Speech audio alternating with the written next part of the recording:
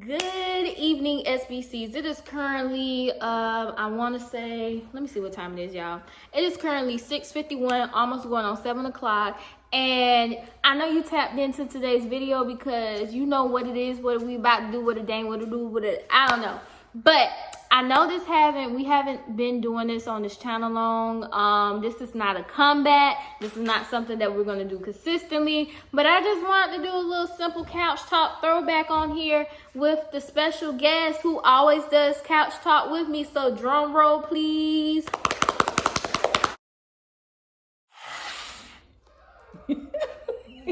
You cool. All right, y'all. So the video is the video is about to start now.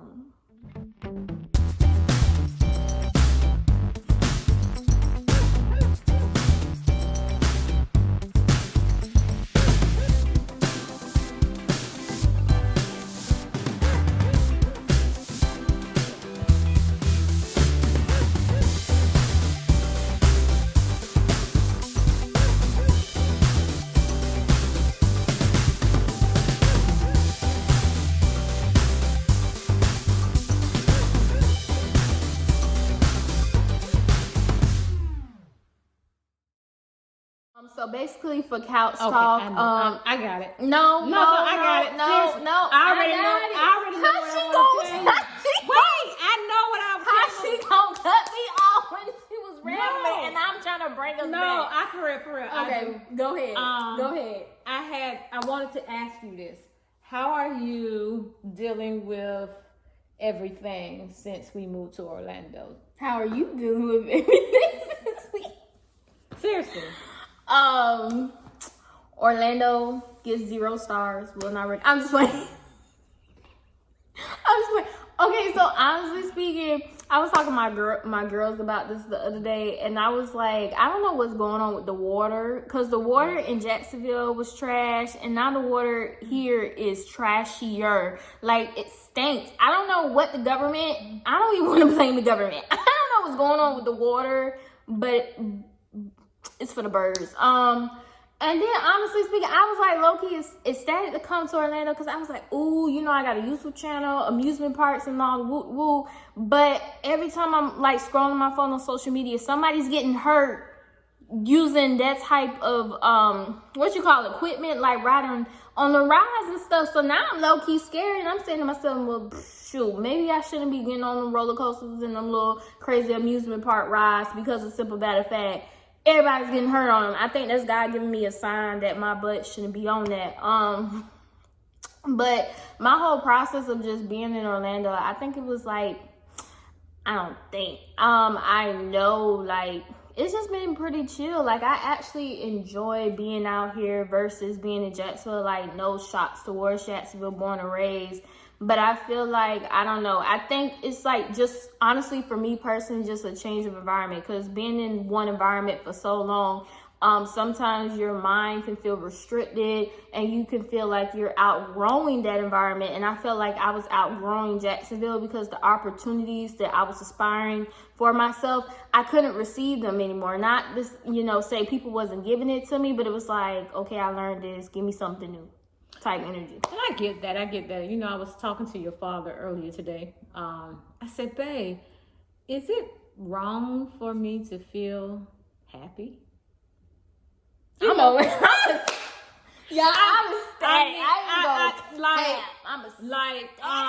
I can't explain the happiness that I have. And listen to me now. Happiness can be overrated. But so let me say the joy of the Lord has truly been our strength. Yes. Because we still have to endure certain things. We're still looking for God to work miracles in certain situations in our family lives. Yes. But there has been so much joy in where this place is that God has taken us. I mean, the peace of God surpasses all understanding. Fighting the move was something that we just had to come into just obedience, the fullness of obedience. And so after being obedient to God and doing what he say do, I may have little things that I have to go to, but girl, I just be so like full of joy. I am too, honestly. It's just like when you're little and you get like a new toy, a new something, anything new is like always brings you to the moon, always makes you over ecstatic. And I think the move for us, like I'm gonna talk about dad real quick. Like just my dad, cause y'all know my father's a hardworking man. He's always at work. He's working hard to provide for the family. And it's like one of them things of like when I used to see him in Jacksonville, he used to be tired a lot, sluggish. Every time, yes, but what is he now? Every time I see my dad, forever smiling. Every time I look at my dad, he is smiling. So that was like honestly the confirmation for me. Like, yeah, this was a better thing and an outturn. And honestly speaking, it just, and he still work hard. Yeah, he still work hard. He never stopped working. And what is the blessing about it? Now he comes home early. When he used to come home like midnight. Yeah. Sometimes late. Really mad late. Working on Saturdays. He don't have to work on Saturdays no more. Yeah. But it's just like the whole shift that I have been seeing just happen for all of us. Mm-hmm. If you want to know me and my sister shift more on a personal level, I just talked about it on my podcast that I dropped yesterday, which was Sunday. It's called I Am Qualified, and I did it with my big sis. So if y'all that part was a blessing to me to see the bond that you and your siblings are beginning to take, and the love that God is placing in each of you guys. I respect your relationship with God. We have this thing that we're a virtual church right now, and our church is our church. We all people all the way, okay? All people from Jacksonville, Florida. So if you ever there, check them out. All People International Church, because you got to put the whole church. All People International Church, Jacksonville, Florida, 1993 West Edgewood Avenue, 32208. Come as guests and less family. And we just gave y'all a free plug. But go ahead. But anyway, so when we left Jacksonville, we left extended family and family. Okay. Mm-hmm. At the same time, we understood that God had purpose for us to leave. So we didn't leave because, I'm tired of my church.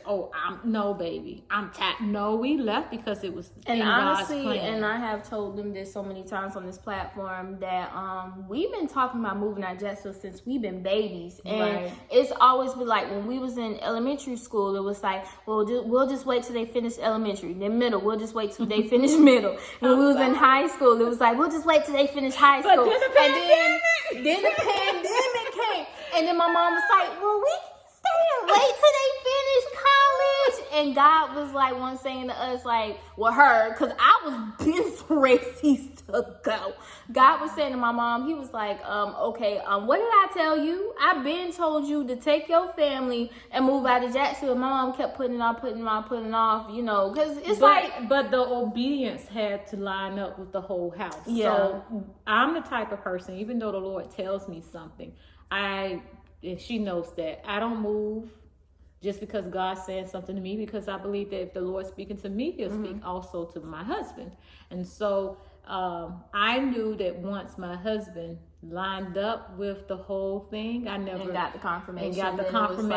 It was never rushed, even though someone prophesied it to us. It was never a rushed thing. We knew we were going to move. We just didn't know when. And so once he came to me, he was like, let's move to Orlando. I say less, let's pack. Because honestly, even though we, like what she said, like the alignment with dad and everything, we knew we had to move out of Jacksonville, but we just didn't know where. We was talking about Georgia at one point, New York, any place but Vegas. And I was like, why are we moving to Vegas? At this point, she reaching. I was like, well, we're reaching to Sin City. Can we go to Hawaii? Because I would prefer Hawaii than Vegas. So that was that one thing, like God had to speak about that to tell us, like, no, we're going to Orlando. So then I was like, well, Orlando's not that bad. I mean, we visited here a lot growing up, amusement parks and everything. So I was like, all right, cool, bet. I mean, it ain't like no unknown territory to me, but it's still kind of unknown because it's different from visiting versus now living here and just getting used to the traffic. Y'all people can't drive out here. I don't care what anybody says. Like, I thought Jacksonville drivers, bro. They in a whole category. I thought Orlando by themselves. No, listen, I thought Jacksonville, Florida was ghetto. Coming out here, everywhere you turn, there's a billboard sign for car accidents, saying that we can win your case. And I'm like, what the world? And then I understand why, because when you get on the road, can't nobody drive, and half the cars you see, they all beat up because they driving like they want to die. Like, oh yeah, I'm like, the driving is rough, but I understand we stay in a tourist city as well, so Yeah, and then we have different nationalities, so I kind of I'm a little bit more patient. So I figure if Lord grace me with patience, I'm gonna be patient with my drivers. But this is something that the Lord has placed in my heart since we moved here, that I have really began to glean from. Like once you trust in God, and He showed Himself to you, it's like all things work together for the good of those who love the Lord. That works too, but all things become possible. Oh yeah, that's true too. If you only believe. So I believe in what she's doing. I believe that I'm her support. I'm her number one fan. Her biggest supporter. Yes, my mom. Not to cut you off, but not a lot of people have that, we was talking about that earlier in the kitchen, and I was like, no shots to you, because she said to me, she was like, I really see your improvement, I really see your growth, I really do feel like God is calling you to do this. And she was like, because girl, if not, I would have told you, but you need to go find a 9-to-5. And I was like, I ain't trying to be funny or nothing, but if God said to do it, regardless how you feel, God said to do it. But honestly, to say like my mom and like my family in this house, us 5, and then including outside people as well, have really been supporting me. And and it's genuine support. It's not, I'm investing into you because when you finally get where you need to go, you gonna pay me back. It's like, I'm investing into you because I see where God is taking you. And just to be able to speak to other people about my journey, which has motivated them to, like, not saying I'm out here making people quit 9-to-5s, but I'm just saying making them see the best version of their selves and saying, like, I'm going to stop prolonging what God wants for me in my life. That's what I'm getting to, that part. I love the fact that you stepped out on God, and that you do have support to help you step out on God.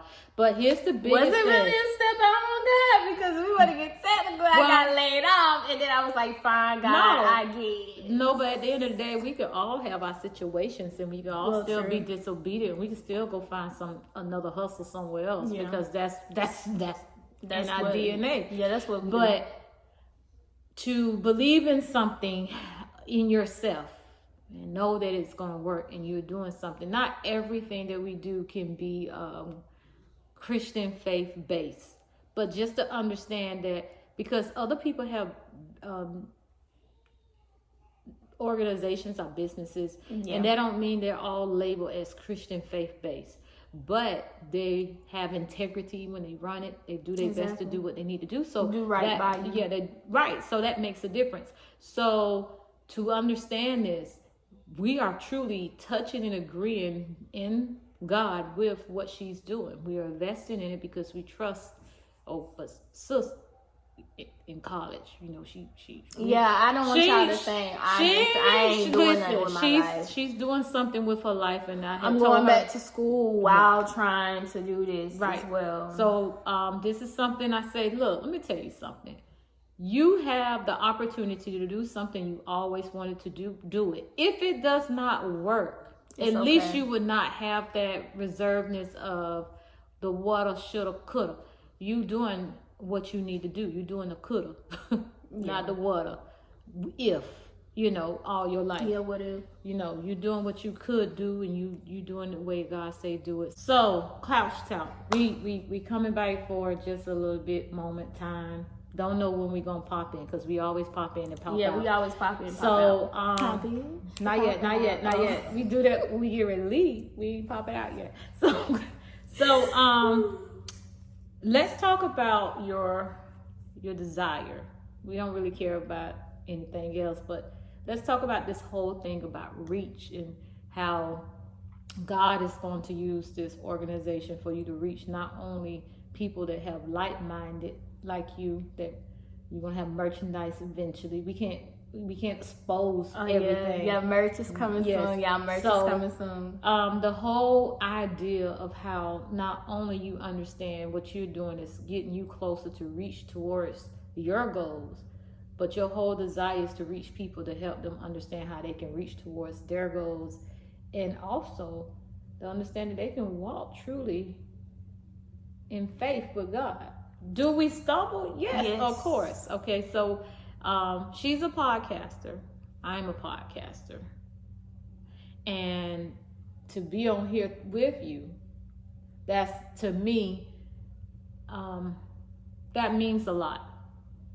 That means a lot to me, to see my daughter walking in her own shoes. You know, she's not on my platform trying to make a name for herself. Not at all. She's making her own name for her own self. We don't compete. We glean off each other. We ask questions. We look at each other flyers. We laugh at the equipment that we may have that you if y'all can see the setup right now. I mean, ghetto. Things that we're doing now may seem like they're small and insignificant. But however, the impact later in life is going to be greater than what we can ever imagine. We have no idea. We will have no clue. Who are we going to touch? What we're going to touch? And where God is taking us. We have a whole lot. When we move to Orlando, God has opened up doors. We got family Bible study that we're preparing for. There's so much that God is doing in our home. Yes. And so Couch Talk is about where God is taking us. And usually when we come here and sit on this sofa, we're talking about things where God is taking us. We're organizing our lives. If they see me doing too much, they'll say, "Mom, you're doing too much." They'll let me know, "Mama, you need to go to bed." Right. Because sometimes they'll come here and I'm on the computer. It's 2:00 in the morning. I'm on the computer. Go to bed. Because I have this goal set in mind. A lot of times I can hear her 3:00 in the morning. I'm like, "Sis, you got to go to bed." Sometimes. And I think, not to cut you off, but I'm gonna let you finish. I think it's like that. I'm gonna say it like it is. Rappers, successful people, I'm like, I don't sleep. You sleeping, you unproductive. But I'm like, if you don't sleep, you won't be able to obtain anything because you'll be delirious and tired and restless. And I also say like, even Jesus had to sleep. Yes. When Jesus was traveling, spreading the word, spreading the gospel, his Father and himself. We're learning how to walk in this thing with grace and not to be so busy. So it may seem like it's moving as really slow. It may seem like it's really like a little slow thing. But in God's timing, God will do what he needs to do. I'm believing God. I'm believing God for souls to be saved. I'm believing God for younger people to experience the beauty of just salvation. Mm-hmm. I'm believing God for older people that may have experienced salvation and walked away from that and want to return back to God. I'm believing God for people that have dreams, have visions, and don't want to do it because all of the what ifs. Again, your opinion does not matter when it comes between God giving you a true vision of what you need to do. I think that I'm gonna say this and then we're gonna let you end it. I had a situation where I was talking about podcasting. I had a situation where I had written a podcast and I was ready to do it. I had worked so hard that week and literally my head was pounding for just being on the computer so much, trying to get everything done. Because I work a 9 to 5. Working 9 to 5. Because I got to make a living. Shh. They know. Oh, so I work a 9 to 5. And I love what I do. I'm a teacher. I think I'm a teacher by trade. I teach whatever. Anything I'm doing, I'm trying to teach a lesson behind it. But I work a 9 to 5. And in the midst of me working this 9 to 5, I was doing too much. And I got this really bad headache. I know I had to do this podcast that had to be published Monday. And I kept saying, Lord, I'm going to do it. Friday came, I was supposed to do it. Lord, I'm going to publish it. Saturday came, I couldn't do it. The Lord woke me up 1:00 that morning. I was head was hurting. I sounded stuffy. I had no clue. I'm sorry, our dad came out. Yeah, I had no clue of What all my the dad stuff heard. doing. That's my daddy too. Let me stop. All the stuff that I had to do. So yeah, and I was in the closet trying to do this podcast. I was in the closet trying to do the podcast 2:00 in the morning to publish Monday. Still had to get up to go to church. We go to virtual church, so I still had to get up to go to church. Still had to put on clothes. All I'm saying to you, don't quit. Keep doing what you're doing. God may not tell you, and I'm speaking to young people, that he may not be saying for you to move, but he may be putting something into you to do. But if it is for you to move, he's going to line that thing up. And he's going to make sure that when you move, you won't have to be turning those stones nowhere else. You know, you ain't got to turn those stones nowhere else. You ain't got to leave nothing unsaid, undone. Because when you leave, you got to go back because you left stuff unsaid and undone. That was the most crazy thing why we didn't leave so early, because one of the things I was so heavily involved in ministry, and I wasn't finna yank myself. And then these babies that I was also ministering to and teaching dance and Everything else. Yes, everything that I'm only gonna yank my family, yank myself.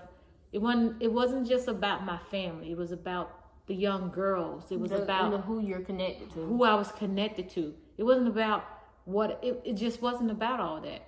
Yeah. You know, and I don't believe in, and I want you to hear me carefully if you are an adult. I do not believe in being involved in ministry, and because you may feel some kind of way, are you thinking God is directing you some kind of way, and you don't take in consideration if you yank yourself from where God has you, how many other people you gonna yank with you? You got to think about that. You don't want to be a tear in the church. And that was my biggest thing. I did not want to be a tear in our ministry. And when we left with our bishop's blessing. Mm-hmm. We left with our church. They're still our church. We didn't leave and sometimes you do have to leave to go to other churches. Now, I'm not saying if God send you somewhere else because you have to go to that other place, then do so. But don't leave tears because you walking in disobedience. And now you want to rip everything up because now you got a revelation you weren't supposed to be there. Do it in grace and do it with seasons. Exactly. If you got to separate. Exactly. With grace. Even Paul had to separate himself and go to a different ministry on the side. But it wasn't to the point that it just put tears. And everybody don't believe what Paul used to deal with that stuff. He said, I just thank God I ain't baptized none of y'all. Apostle Paul, she talking about the Bible. Yeah, the Apostle Paul. He was like, accept this person, that person. You talking about I'm a Paul. You talking about you of this person, you of this person. I'm so glad I ain't deal with none of y'all. Because Paul understood that he didn't leave because he wanted to separate the body of Christ. He left so that the body of Christ would expand. And that is our mission. Our mission is to expand the body of Christ. She's going to reach younger people and different people. I know I would never have the opportunity to even reach. I would reach people that I know that she would never even have the opportunity to reach. But at the same token, we understand that whatever God has anointed, my daughter, whoever God has blessed her to reach, she's going to reach who she reached. My son, whoever God is blessing him, even my husband. When we're out and about, and it's true, people gravitate towards him and just start having conversations. And I'm just standing here like, okay. And then next thing I know, looking at my dad like, come on now. The whole topic is about Christ and all this stuff. So God will position you where you want to be position you where you need to be placed. Mm-hmm. You just got to learn to grow wherever God placed you at. And that's what I did. I grew in my ministry. And I waited until the Lord said, "It's your time. It's let's do this." So to answer your question about me, like my vision, my goal, my desires, because you was talking about desires for reach and everything, and I have told them this, but just a quick reiteration, I tell them this all the time. This whole journey of my podcast and my YouTube channel was not something I personally desired to do. When I say that, it wasn't like off the top of the dome, like, oh, I want to do this and I want to do this. It was like one of the things of like, I was feeling incomplete in life and I was trying to recenter myself. And I was like, well, God, you know, that's when I started to honestly try to gain my Christianity back, in a sense, trying to get closer to him. And I was like, I don't really know where to start. Like, I've been feeling alone for so long, and like I'm trying to rediscover myself. I'm trying to figure out, because if somebody was to ask me who I was, I couldn't answer that. I don't know who I am as an individual. I just know I'm someone's daughter, I'm someone's friend, you know, whatever. But who is Lydia underneath the surface? And I couldn't answer that. So as I was trying to redefine myself, God was just speaking to me and was like, you can reach other people. God also gave me this name in a dream. I didn't come up with this name. God gave me the name. And he was like, and I honestly believe it. Looking at people's journeys, looking at people's progressions, and understanding like, I was once there, you can get out of this too. It's just motivational to me.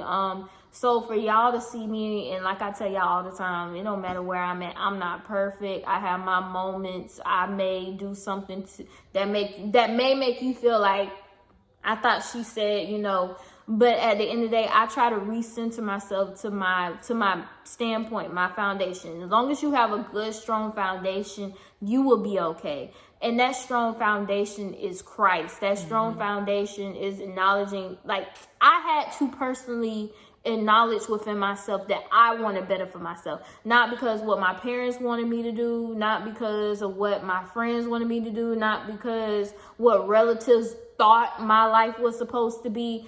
I had to say within myself, I want better for myself. But what is this better am I searching for? Am I searching for losing weight? Am I searching for a stronger connection with God? What am I searching for? What am I looking for? What am I desiring? And my desire was just to grow within myself physically. Because when I say I want to grow within myself in all aspects, I said, well, what is all aspects of growth? What am I talking about?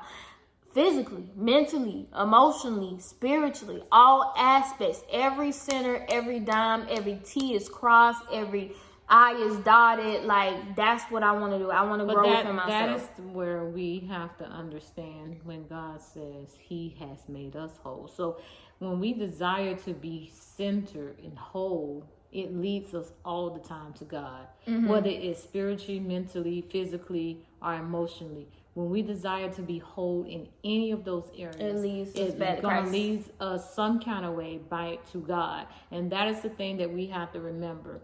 And in your ministry, what you're doing is leading people to Christ. You're leading them to God. And then that's what I say as well. Like, when you're trying to better yourself, some type of way you get drawn back to Christ. I'm telling you, I'm talking from experience. I don't care how you try to avoid it, how you try to ignore it. I don't care how you try to suppress it. You're going to be led back to Christ. But I also want my viewers, I want my listeners, I want everybody who knows me, who don't know me. I want you to understand that faith, don't be discouraged of faith by what other people do. Everybody has a true definition of what they believe Christ to be. Some people go strictly by the Bible, some don't.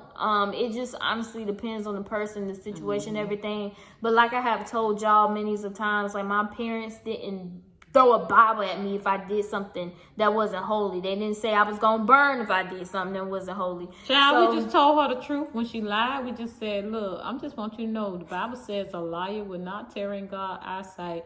You going to bust hell wide open with that lying spirit. But no, we did not throw Bibles at them. And still today, we do not throw Bibles to them.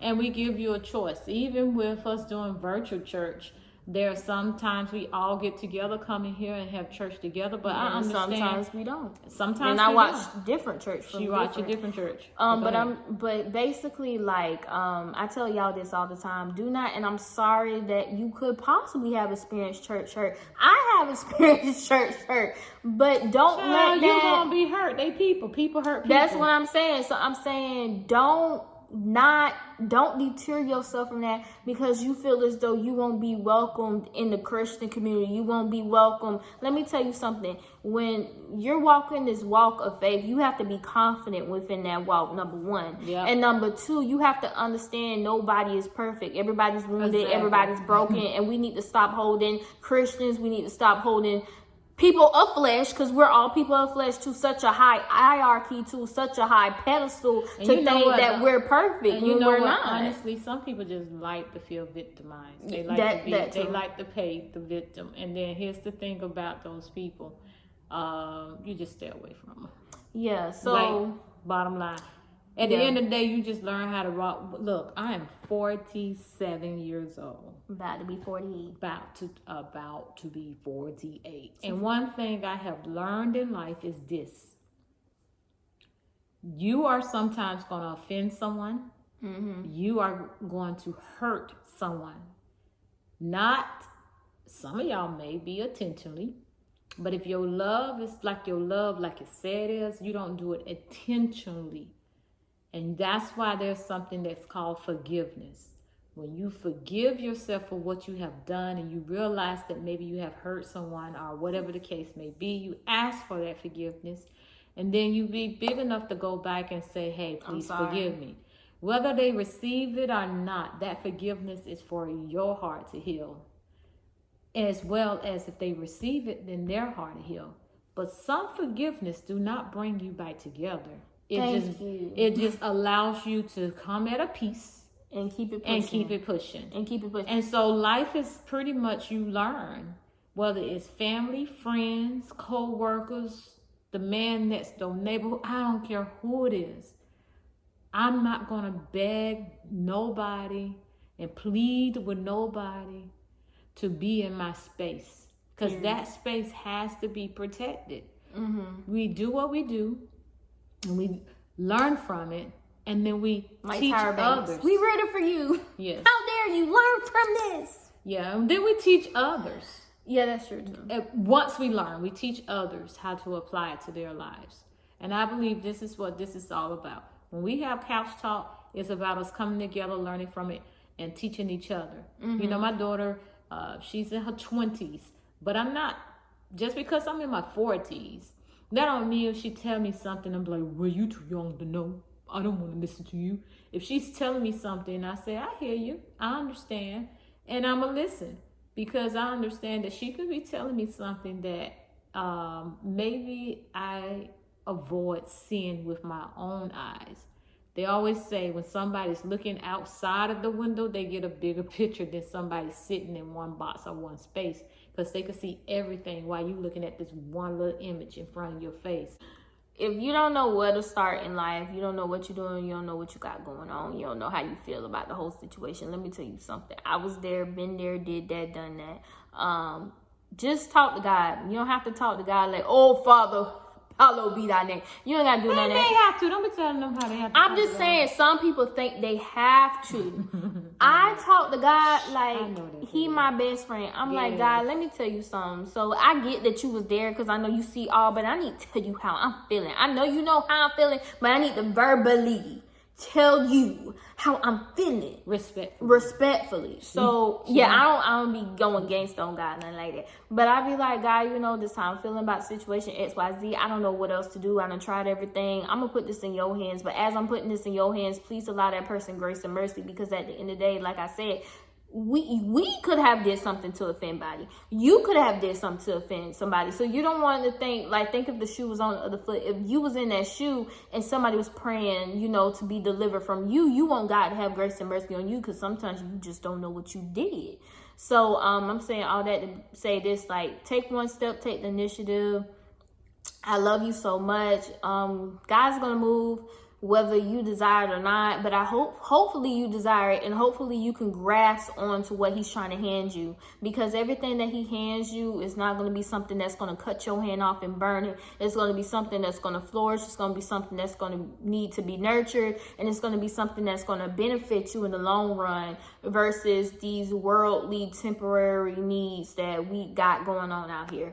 But other than that, SBCs, so much SBCs for popping into today's video. You are such beautiful, wonderful, amazing people. Continue to smile, continue to be great, continue to shine, because you are the light in the world. And don't let nobody else tell you that, because if you weren't the light in the world, you wouldn't be here.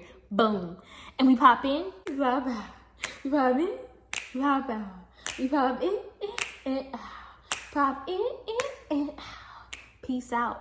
I love y'all.